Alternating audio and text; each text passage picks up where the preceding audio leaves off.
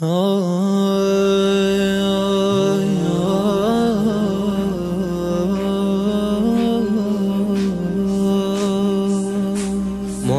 دل سوزو، مادر غمهایی، همیشه گریونه پسر زهرایی.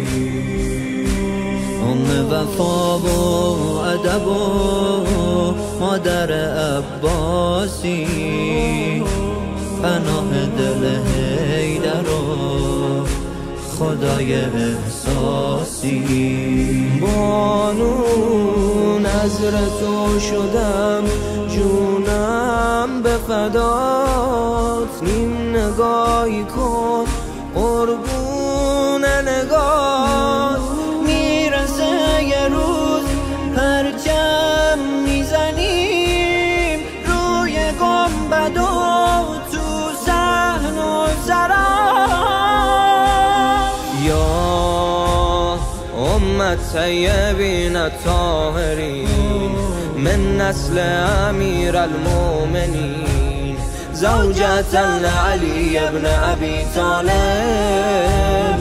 من لقبت به البنین، من لقبت به البنین. یا البنین، یا البنین، یا البنین، یا البنین. خیلی گرفتارم، میدونی حرفامو، یعنی بازم میشه بگیری دستامو.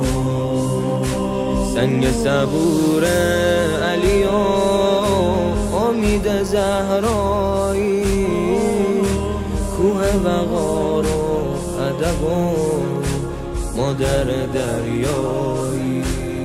بانو از غم حسین قد تو خمید، گیسوان تو گردید سپید. چشم روزگار تا روز ابد، گریه کن مثل چشم تو ندید. یا محزونة على الحسين، ومن بكت على الحسين، ولم تسأل على البنين، وتقول أين الحسين، وتقول أين الحسين. يا أم البنين، يا أم البنين، يا أم البنين.